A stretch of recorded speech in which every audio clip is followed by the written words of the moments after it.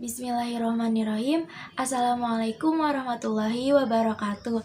Halo teman-teman semuanya, kembali lagi bareng saya Farida Al-Munawwaroh dari Universitas Islam 45 Bekasi, Fakultas Agama Islam, Prodi Perbankan Syariah.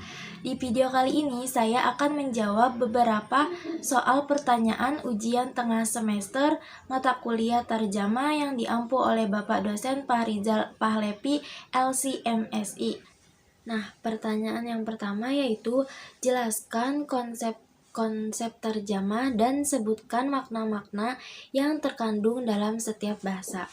Sebelumnya, terjemah adalah suatu upaya mengalihkan makna teks wacana dari bahasa sumber al-lughoha al-asal ke bahasa sasaran al-lughoha al-mustahdafah, atau mengalihkan dari bahasa asal al-lughoha al-multarzam minha ke bahasa sasaran al-lughoha al-multarzam ilaiha. Menurut sebagian pakar bahasa, terjemah juga dapat berarti suatu usaha memindahkan pesan dari teks berbahasa Arab atau teks sumber dengan padanannya ke dalam bahasa Indonesia atau bahasa sasaran. Kemudian terjemah mempunyai asas, yakni jika dalam insya terdapat dua pilar tabir penulis dan takfir, maka dalam terjemah juga terdapat dua unsur mendasar, yakni memahami dan menyusun ide-ide sehingga mengerti maksud pengarang. Intinya bukan hanya mengalihbahasakan semata, namun kemampuan dan keterampilan mengikat makna sehingga kemenyeluruhan dan kebutuhan ide penulis. Selanjutnya, konsep terjemah. Pertama, penerjemah harus sesuai dengan konteks bahasa sumber dan konteks bahasa sasaran. Bahasa yang dimaksud adalah bahasa Indonesia. Yang kedua, penerjemah harus sesuai dengan gaya bahasa sumber dan gaya bahasa sasaran.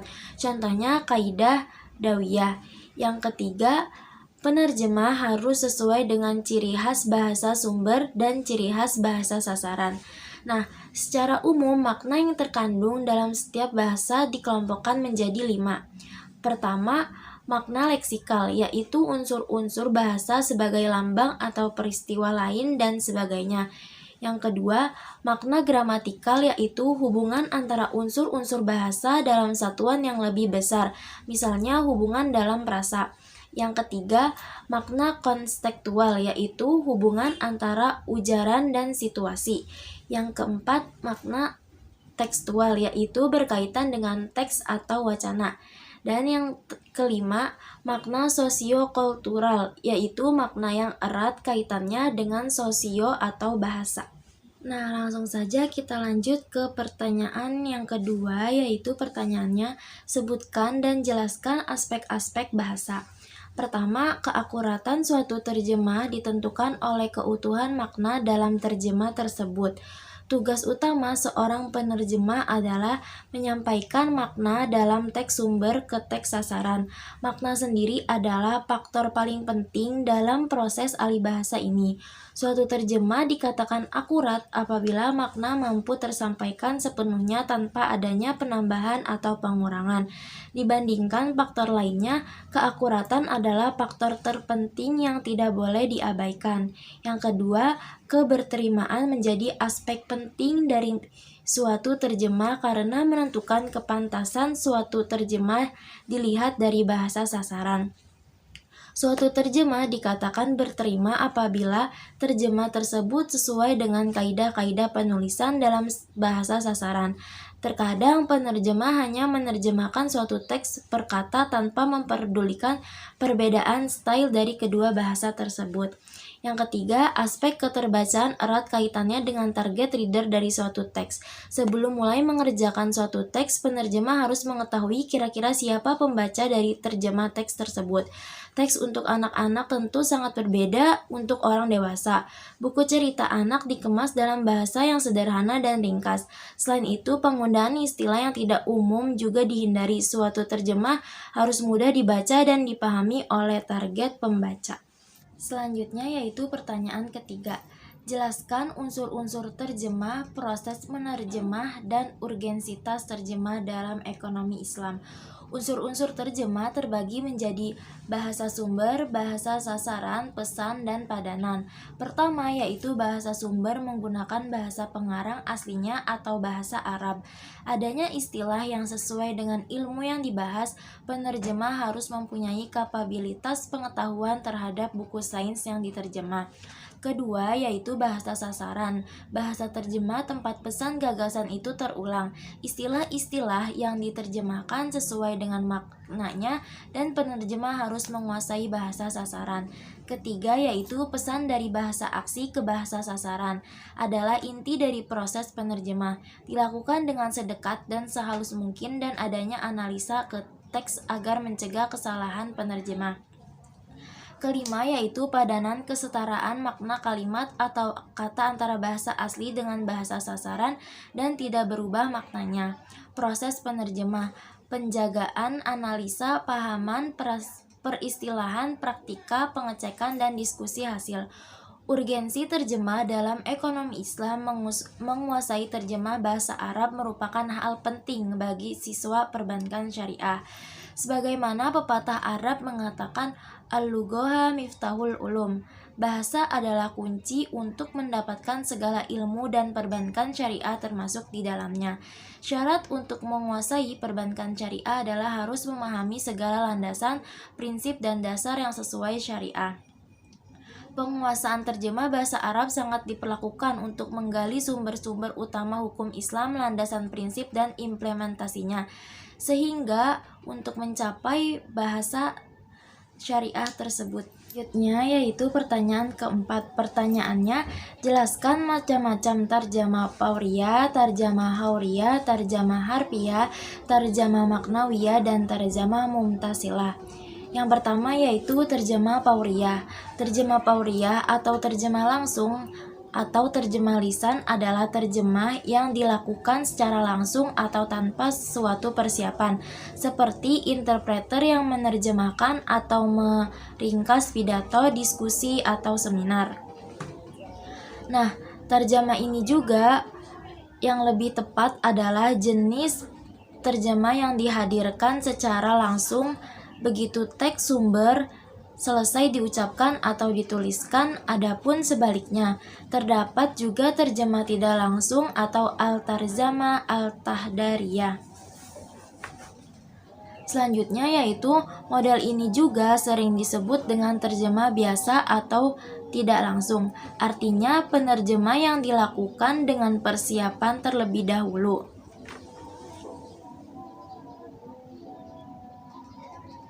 Selanjutnya yaitu terjemah hauriyah. Terjemah hauriyah yaitu terjemah bebas tanpa terikat alih bahasa kata atau kalimat. Tujuannya yaitu untuk terjemah hauriyah ini penerjemahan menyampaikan makna yang terkandung di dalam teks, sangat memperhatikan pesan dalam teks. Gaya terjemah menuntut penerjemahan untuk kreatif dalam mengalihkan bahasa agar lebih dibaca keluar dari penerjemah berdasarkan kaidah nahwiyah. Selanjutnya yang ketiga yaitu terjemah harfiah. Terjemah harfiah yaitu pengalihan bahasa sesuai dengan urutan kata bahasa sumber atau mana al-qoton. Biasanya disebut juga upaya penerjemahan dengan menggunakan kamus as-sabuni. Tata cara ini tidak diubah dengan sekedar pencari padanan kata atau zarkoni. Sebutan lain untuk terjemah harfiah yaitu terjemah lafziyah atau musawiyah atau mana al-qoton. Fokus ke terjemah perkata dan menjadi kaku kelemahannya, menyebabkan pengkaburan makna dan pesan. Selanjutnya yaitu ada terjemah maknawiyah.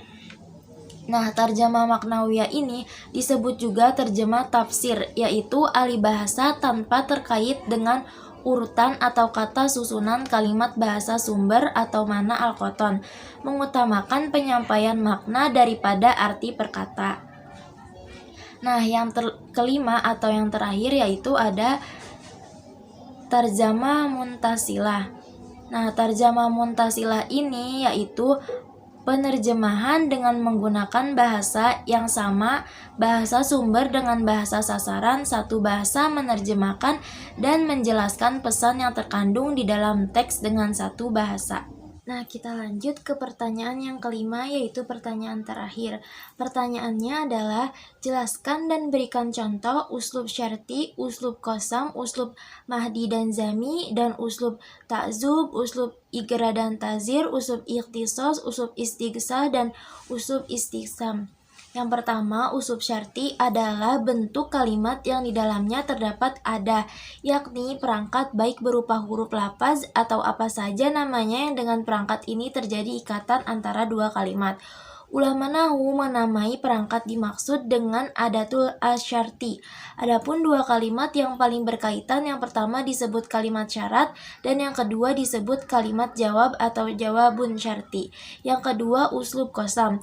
Termasuk dari beberapa uslub taukid adalah uslub qasam, meliputi adat qasam, muqasam bihi, muqasam alaihi atau disebut juga jawab qasam. Contohnya yaitu qasam wallahi inna syuhada. Nah, lafaz zalalah yaitu lafaz Allah disebut muqasam bihi. Kemudian selanjutnya yaitu yang ketiga ada secara bahasa madi artinya pujian atau ungkapan perasaan senang dan simpatik.